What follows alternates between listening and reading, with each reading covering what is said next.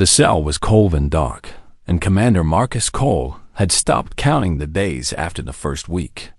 But somewhere in the back of his mind, he knew it had been 47 days since his capture at the Battle of Proxima Station.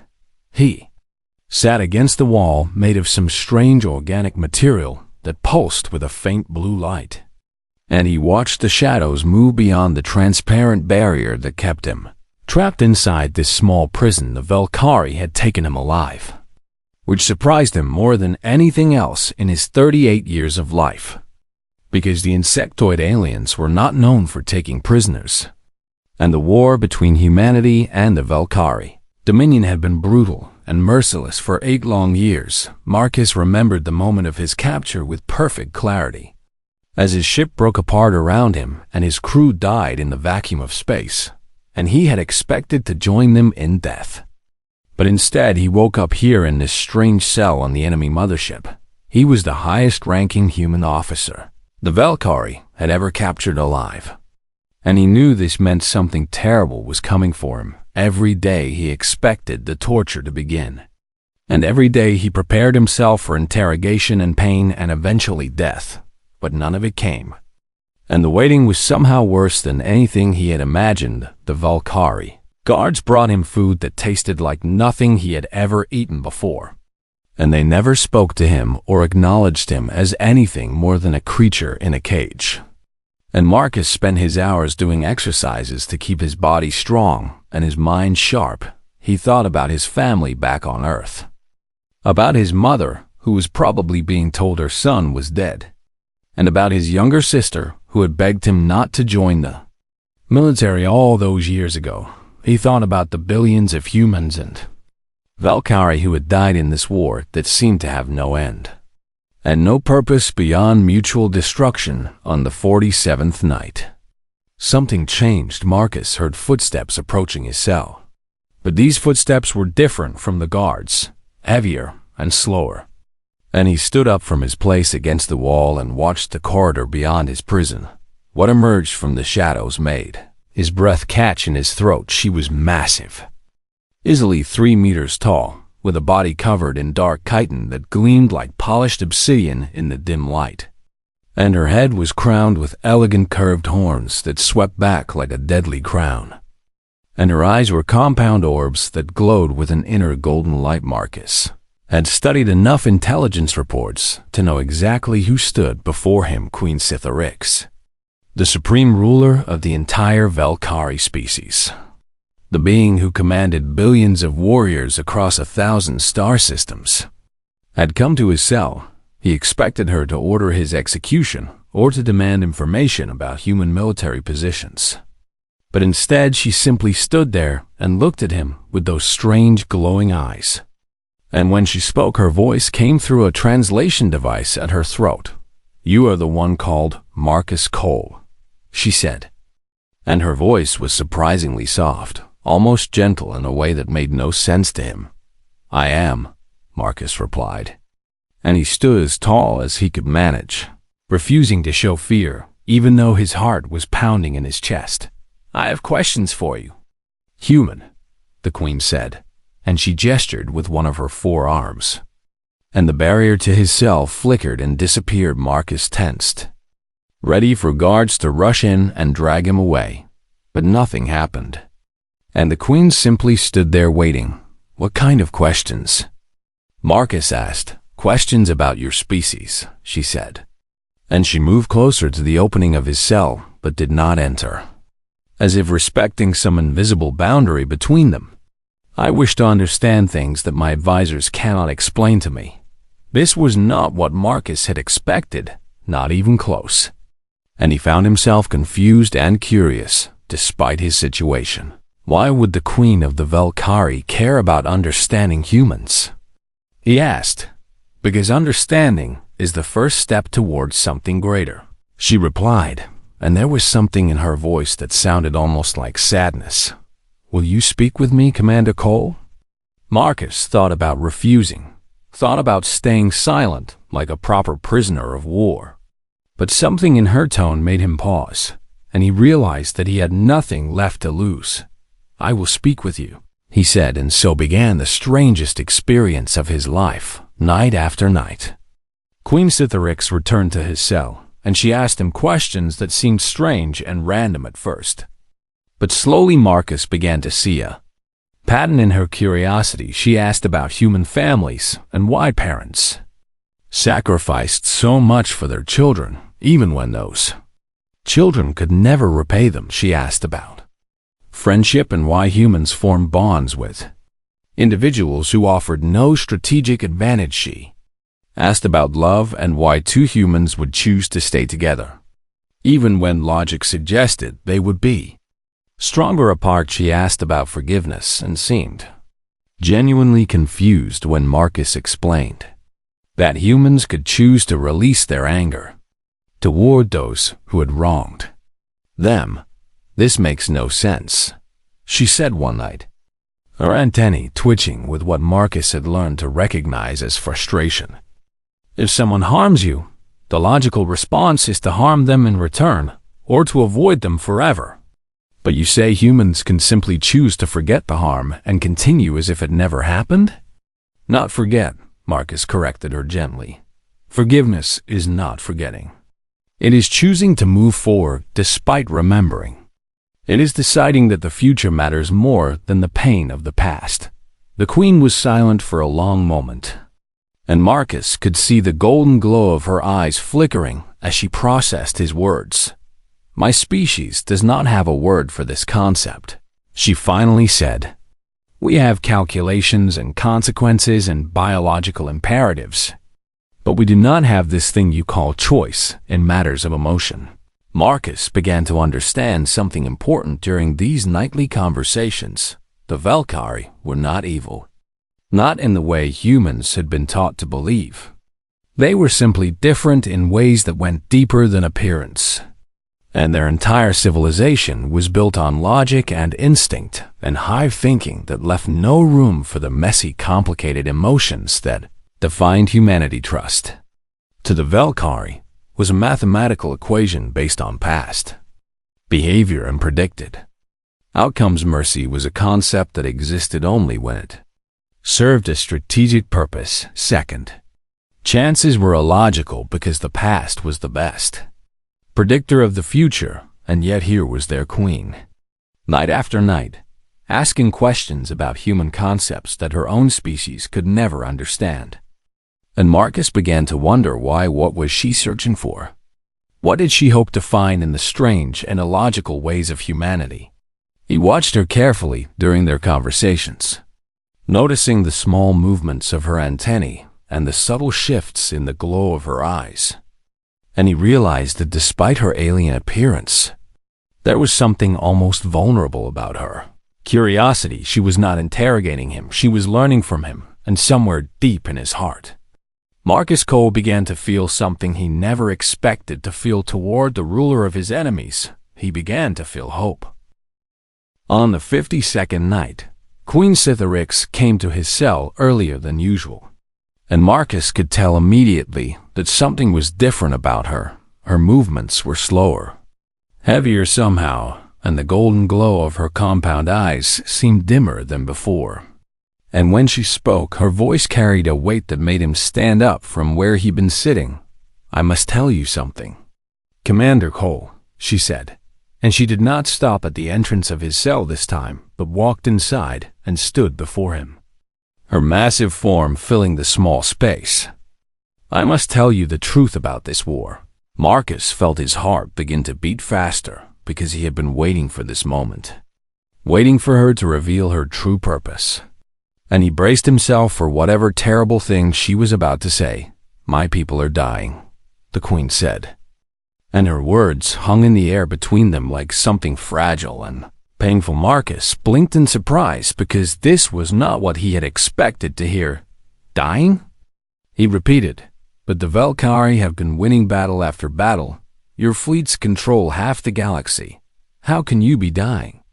The queen made a sound that the translator rendered as a sigh, and she lowered herself until she was closer to his eye level, her great body folding in a way that seemed almost humble.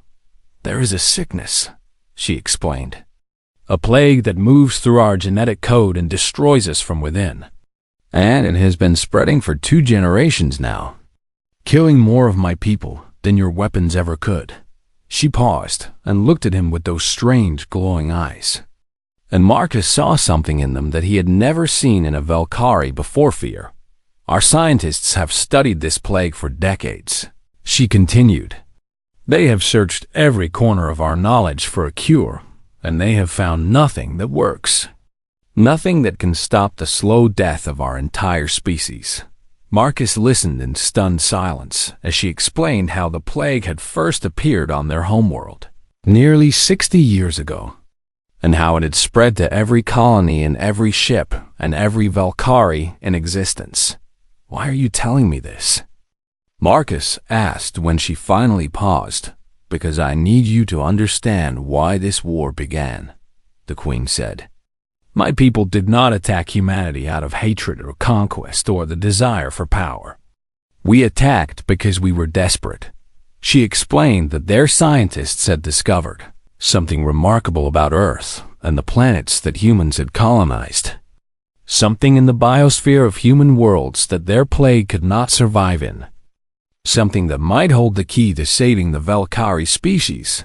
"We needed your worlds," she said. "Not to destroy them, but to study them. To find the secret hidden in your ecosystems that could cure our people. But when we tried to approach humanity peacefully, your government saw us as monsters and attacked." Marcus felt his mind spinning as he tried to process what she was telling him.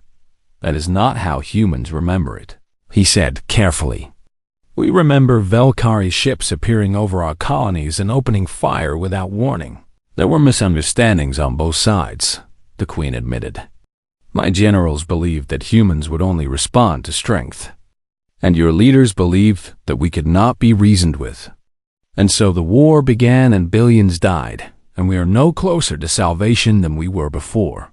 She stood up to her full height again and turned away from him, and Marcus could see the tension in her body, the weight of responsibility that pressed down upon her. "My advisors tell me we must continue fighting," she said. "They say that humans are vermin who cannot be trusted, who must be conquered and controlled if we are to survive. But I have watched your species, Commander Cole. I have studied you in ways my generals never bothered to do." She turned back to face him, and her eyes were burning with an intensity that made Marcus take a step backward. "I watched a human soldier at the ceasefire of Titan," she said.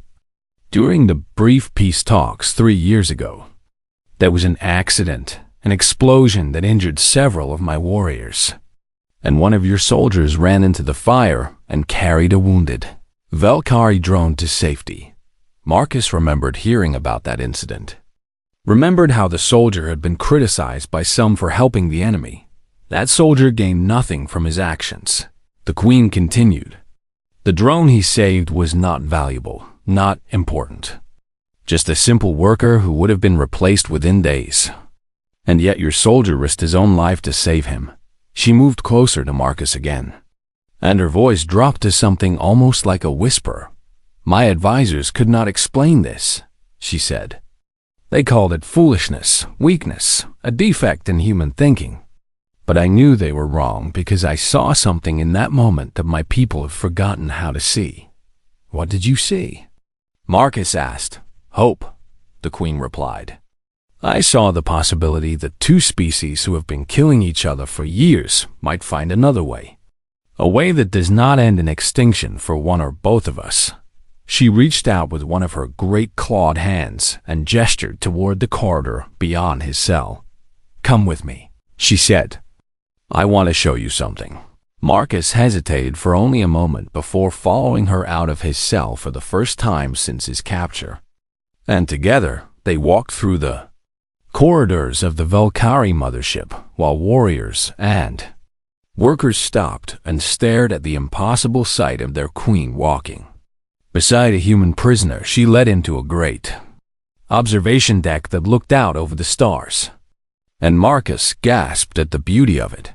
The endless darkness scattered with points of light that represented countless worlds and countless possibilities. Out there, The Queen said. My people are dying on every world we control, and your people are dying on every world you defend. And this war serves no purpose except to speed us all toward oblivion. She turned to face him fully, and Marcus could see now just how tired she looked, how the weight of leadership and desperation had worn her down over the years. I am going to do something that my generals will call treason, she said. I am going to reach out to your United Earth Council and propose peace. Not a temporary ceasefire, but a true and lasting peace. A partnership between our species that could save us both. Marcus stared at her in disbelief. They will never trust you, he said. After everything that has happened, after all the death and destruction, they will think it is a trick. I know, she said, and her voice was heavy with sorrow. And my own people may execute me for showing weakness to the enemy. But I have no other choice, because the alternative is watching both our species destroy each other until there is nothing left.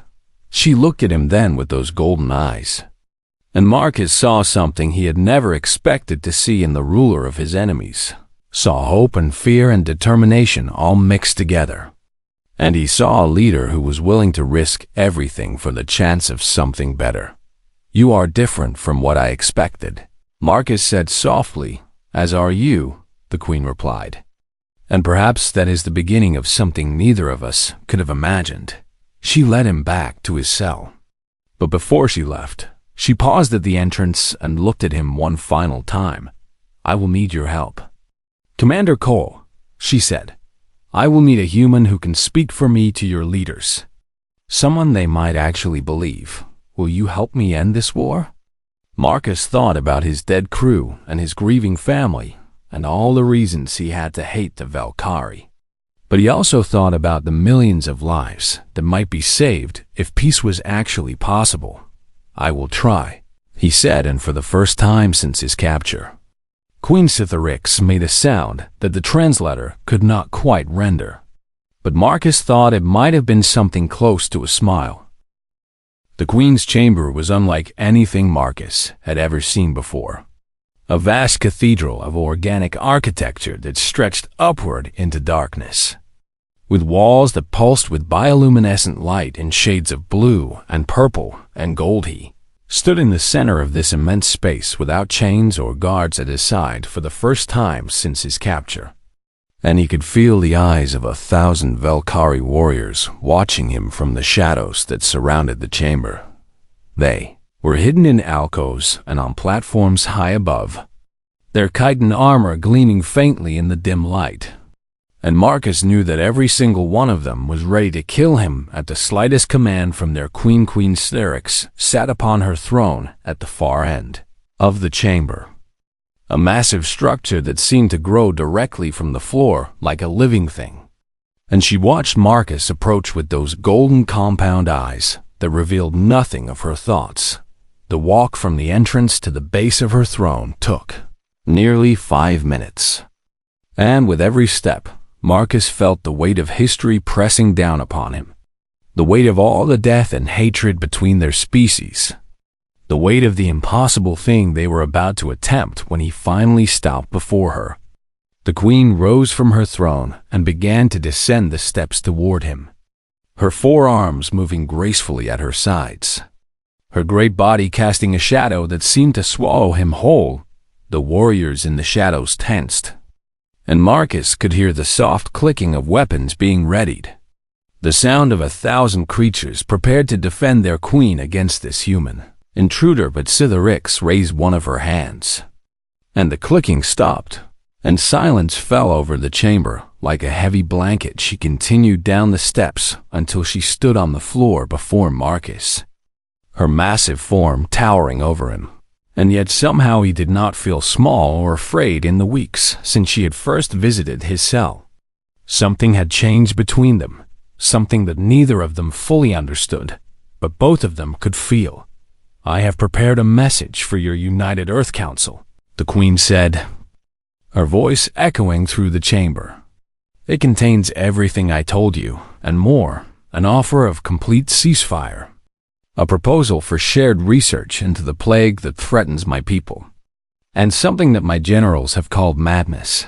She paused, and Marcus could see her antennae twitching with what he had learned to recognize as anxiety. "The message contains the coordinates to our homeworld," she said. "The location of Valkyrie Prime, the most closely guarded secret of our species, given freely to humanity with no conditions attached." Marcus felt his breath catch in his throat because he understood the significance of what she was offering. The location of the Valkyrie homeworld had been the holy grail of human military intelligence for 8 years. The one piece of information that could end the war in humanity's favor. And here was the Queen herself offering to give it away. "Your generals are right," Marcus said quietly. "This is madness."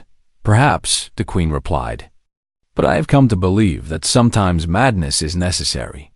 Sometimes the only way forward is to do something that makes no logical sense. Something that defies every calculation and every prediction." She moved closer to him, so close that he could see the intricate patterns on her chitin, the tiny imperfections that made her unique among all the Valkyrie, the faint scars that spoke of battles fought long ago. "I have learned this from watching your species," she said.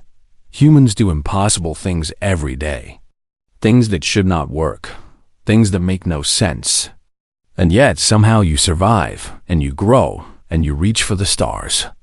The warriors in the shadows shifted uneasily, and Marcus could feel the tension in the air growing thicker with every moment. "My advisors have told me that this message will be seen as a trap," the Queen continued. "They say that humans will never believe that a Valkyrie queen would offer peace, that they will use the coordinates I give them to launch an attack that will destroy everything my people have built." She tilted her great head, her golden eyes studying him with an intensity that made him feel like she was looking into his very soul. "My generals have told me that humans are incapable of trust," she said. "That your species only understands strength and violence and domination. That any sign of weakness will be exploited without mercy. And what do you believe?" Marcus asked. The Queen was silent for a long moment, and when she finally spoke, her voice was softer than he had ever heard it. "I believe that everything I have learned about humans tells me they are capable of something my people are not," she said. "I believe that humans can choose to do the right thing even when every logical argument says they should do otherwise." She lowered herself then, bending her great legs until her face was level with his. And Marcus saw something in her eyes that made his heart ache with a strange mixture of hope and fear. "But belief is not enough," she said. "I need to know. I need to be certain before I send this message. Before I risk everything on the chance that humans are truly different from what my people believe." She leaned closer, so close that Marcus could feel the warmth radiating from her body, could smell the strange alien scent that he had come to associate with her presence. "Tell me, human," she said, and her voice was gentle, almost pleading, "would you trust me?" The question hung in the air between them, and Marcus felt the weight of 2 civilizations pressing down upon his shoulders. He thought about everything he had lost in this war. His crew, his friends, his belief that the universe made any kind of sense. He thought about the hatred he had carried in his heart for so long, the desire for revenge that had kept him going through the darkest days of his captivity. He thought about the thousands of warriors hidden in the shadows around them, each one ready to kill him, each one certain that he was the enemy. And he thought about the Queen before him, this strange and powerful creature who had come to his cell night after night to ask questions about humanity, who had revealed the desperate truth of her people's situation, who was now asking him to help her do something that could save billions of lives or destroy everything. The silence stretched on, and Marcus could feel the eyes of the hidden warriors upon him, could sense their hostility and their fear, could almost hear their thoughts demanding that he give the wrong answer, so they could finally strike. But he also felt something else. something he had not expected to feel in this moment. He felt the presence of the Queen before him, felt her hope and her fear and her desperate desire for a future that seemed impossible. And he realized that she was not his enemy, she was just another living being, trying to survive in a universe that seemed determined to destroy everything good and beautiful. She was just another leader carrying the weight of her people's future on her shoulders. She was just another soul searching for something to believe in. Marcus looked into her golden eyes, and he saw himself reflected there, small and fragile and human. And he made a decision that would change the course of history. "I do not know if I can trust you," he said slowly, carefully, choosing each word with deliberate intention. "I have lost too much in this war to trust easily. I have seen too much death and destruction to believe that peace is simply a matter of wanting it." The Queen's antennae drooped, and Marcus saw the hope in her eyes begin to fade. But he continued, and he saw her antennae rise again. "I have also learned something from our conversations.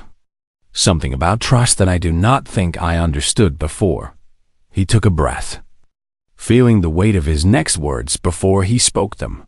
"Trust is not about certainty," he said. "It is not about knowing that everything will work out. It is not about having proof that the other person will do what they promise." He looked directly into her eyes, and he spoke the truth that had been forming in his heart over all those nights of conversation. "Trust is about choosing to believe in possibility," he said. "It is about deciding that the chance of something better is worth the risk of being wrong. It is about taking a step into the darkness because you hope there is light on the other side." The Queen stared at him, and he could see something changing in her eyes, something that looked almost like wonder. "So you would trust me?" she asked. "I am choosing to trust you," Marcus replied. "And maybe that is what trust actually is, not a feeling that comes naturally, but a decision that we make, despite every reason to decide otherwise."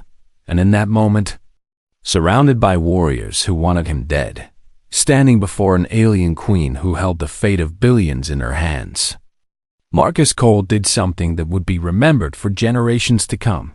He extended his hand toward her.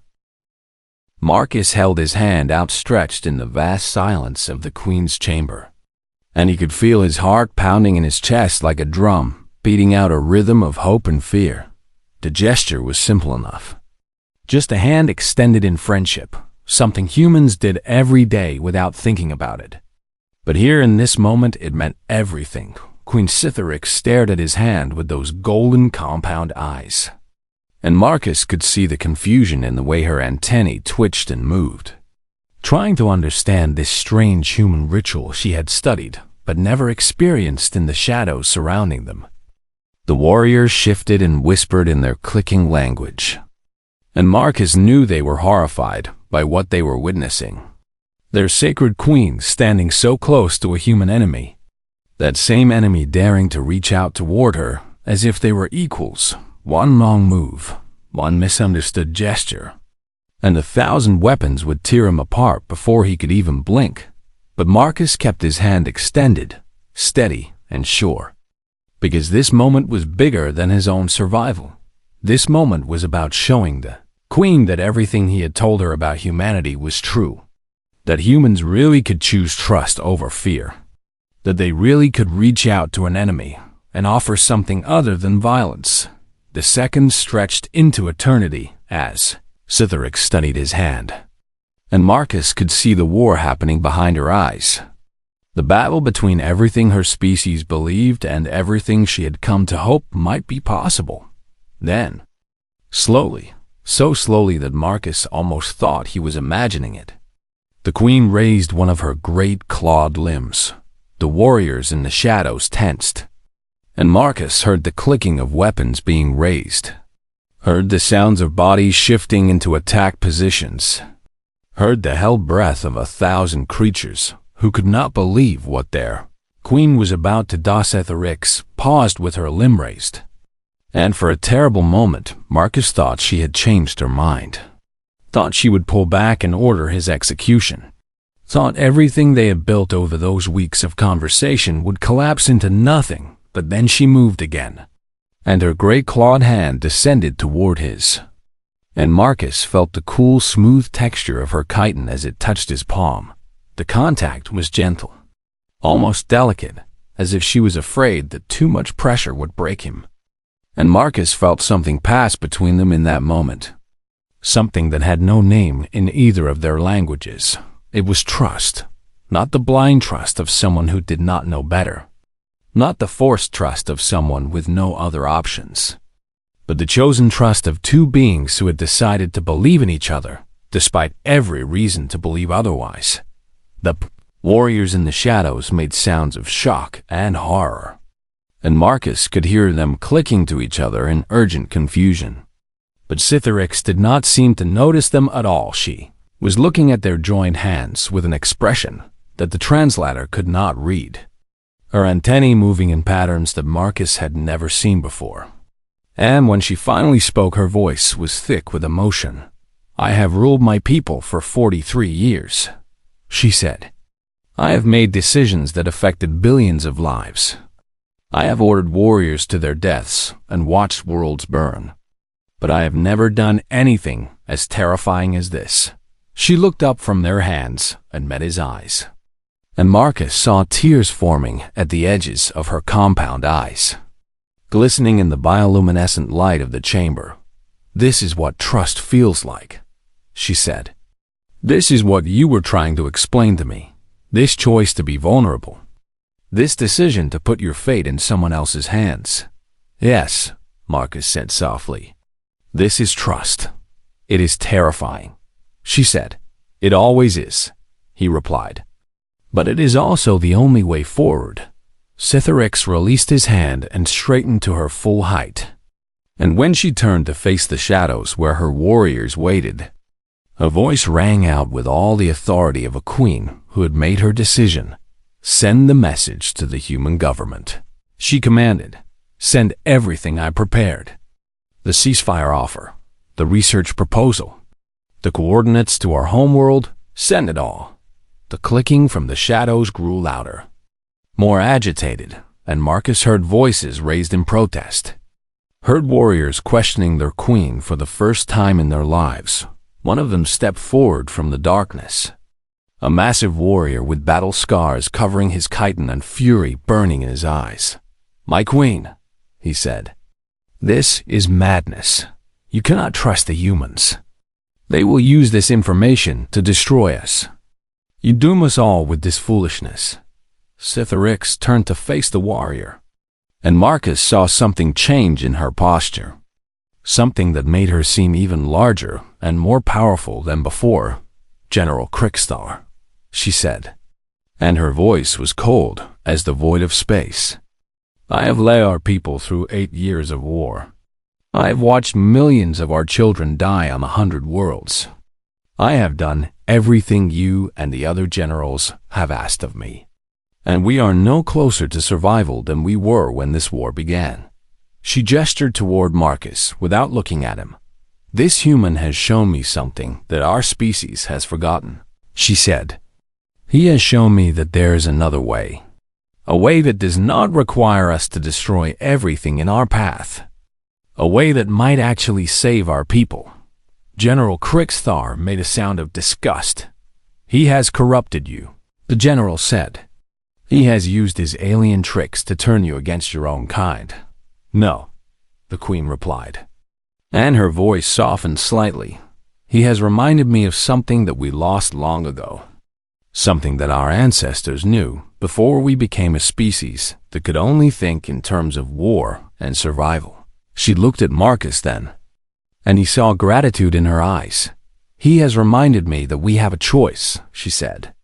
"We can choose to continue down the path of destruction, or we can choose to try something different, something that might fail but might also succeed beyond our wildest dreams." She turned back to General Crickstar. "I am making that choice now," she said.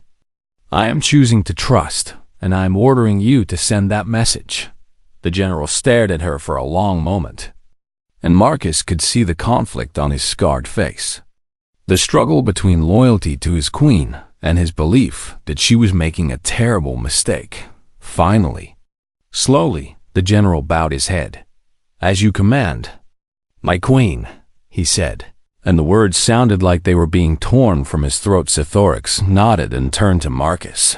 "It is done," she said. "The message will reach your government within hours.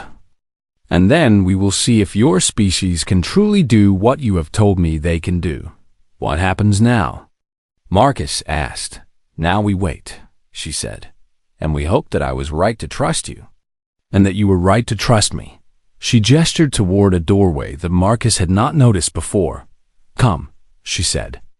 "I have prepared quarters for you, real quarters, not a prison cell. You are no longer my prisoner, Marcus Cole. You are my guest and perhaps my only ally in what is to come." Marcus followed her through the doorway, and as he walked, he thought about everything that had happened in this chamber. The question she had asked, the answer he had given. The moment when their hands had touched, he thought about his crew who had died at Proxima, about his family who believed he was dead, about all the humans and Valkyrie who would live or die based on what happened next, and he thought about the simple truth that he had spoken to the Queen. Trust was not a feeling that happened to you. Trust was a choice that you made, and today, in this chamber surrounded by enemies, he had chosen to trust. And so had she. Now they would find out together whether that choice had been wisdom or madness. The Treaty of Valkyrie Prime was signed 9 months after Queen Scytharix sent her message to the United Earth Council, and the ceremony took place on the Valkyrie homeworld itself. In a great amphitheater that had been built specifically for this moment, Marcus Cole stood at the center of the amphitheater, wearing a formal uniform that bore the insignia of his new rank, ambassador to the Valkyrie Dominion. The first human to ever hold such a title. Beside him stood Queen Scytharix, her chiton gleaming in the light of the alien sun, her golden eyes shining with a mixture of pride and cautious hope. Around them, thousands of Valkyrian humans sat together in the curved seats of the amphitheater, separated at first by empty rows that served as a buffer between the two species. But as the ceremony progressed, Marcus noticed that the buffer zones were slowly disappearing as individuals from both sides moved closer to get a better view. The treaty was not perfect, and the path to this moment had been filled with obstacles that sometimes seemed impossible to overcome. Human hardliners had called the treaty a betrayal of everyone who had died in the war, and they had organized protests and political campaigns to stop it from being signed. Valkyrie generals had attempted to remove Scytharix from power, claiming that she had been corrupted by human influence, and the queen had been forced to defend herself against 3 separate assassination attempts before the rebellion was finally crushed. There had been moments when Marcus thought everything would fall apart, when the hatred and fear between their species seemed too strong to overcome, when the voices calling for continued war drowned out any hope of peace. But in each of those dark moments, Marcus had thought about the night when Scytharix had asked him if he would trust her, and he had found the strength to keep going. The queen had done the same, drawing on the memory of that moment when their hands had touched, using it as an anchor to hold on to when the storms of opposition threatened to sweep her away. And slowly, impossibly, things had begun to change. Human scientists had traveled to Valkyrie research stations to study the plague, and within 6 months they had identified the compound in Earth origin biospheres that could cure the disease. Valkyrie doctors had worked alongside human physicians to develop a treatment that could be mass-produced and distributed to every infected colony. The first Valkyrie children who were cured of the plague had been celebrated across both civilizations, their small faces appearing on news broadcasts and becoming symbols of what was possible when 2 species chose cooperation over conflict. There were still problems. There would always be problems, because trust was not something that could be built in a day or a month or even a year. Humans and Valkyrie were different in ways that went deep into their biology and their psychology. And learning to understand each other would take generations of patient effort, but the foundation had been laid, and Marcus could see the beginning of something new in the faces of the crowd around him. He could see it in the way a human child looked with curiosity rather than fear at a Valkyrie warrior. He could see it in the way a Valkyrie worker paused to help a human diplomat who had dropped his papers. He could see it in the small moments of connection that were happening all around him. Moments that would have been unthinkable a year ago when the ceremony was over and the treaty was signed. Queen Scythrix turned to Marcus and spoke in a voice that only he could hear. "Do you remember the question I asked you in my chamber?" She said. "I could never forget it." Marcus replied. "I have thought about that moment every day since then," she said. "I have thought about how terrified I was, how certain I was that everything would end in disaster. How much courage it took for me to ask that question." She tilted her great head and looked at him with those golden eyes that had once filled him with fear, and now filled him with something much different. "But I have also thought about your answer," she continued. "About how you said that trust was a choice, not a feeling. About how you reached out your hand to me, even though every logical reason said you should not. It was the only thing I could do," Marcus said. "It was the only thing that made sense." The queen made a sound that the translator rendered as something like a laugh. "That is the strangest thing about humans," she said. "You do things that make no logical sense, and somehow those things turn out to be exactly what is needed." She looked out at the crowd, at the Valkyrie and humans who were slowly beginning to mix and mingle, who were taking the first tentative steps toward a future that neither species had dared to imagine. "My people are learning something from yours," she said. "They are learning that there are other ways to be strong, other ways to survive, other ways to face an uncertain future. And my people are learning from yours," Marcus replied. "They are learning that sometimes the most dangerous enemy can become the most valuable friend. That sometimes the creatures who seem most alien to us are the ones who can teach us the most about ourselves." They stood together in silence for a long moment, watching the sun set over the alien landscape of Valkyrie Prime, watching the sky turn from purple to gold to deep blue. "What happens now?" Scythrix asked, echoing the question Marcus had asked her 9 months ago. "Now we build," Marcus said. "We build the future that we chose to believe in, one day at a time, one act of trust at a time." The queen nodded slowly. "It will not be easy," she said. "No," Marcus agreed. "But the best things never are." 50 years later, when historians wrote about the end of the human-Valkyrie War, they pointed to many factors that had made peace possible. They wrote about the plague and the desperate need for cooperation that it had created. They wrote about the political maneuvering and the diplomatic negotiations that had taken place over those crucial 9 months. They wrote about the economic benefits that both species had gained from trade and collaboration. But those who had been there, those who had witnessed the moment when everything changed, knew the truth. That had started with a question asked in the dark, a question that should have been impossible for a Valkyrie queen to ask and impossible for a human prisoner to answer. It had started with a choice, a simple decision to trust when every reason said that trust was foolish and dangerous. It had started with a hand extended in friendship, and another hand reaching out to meet it,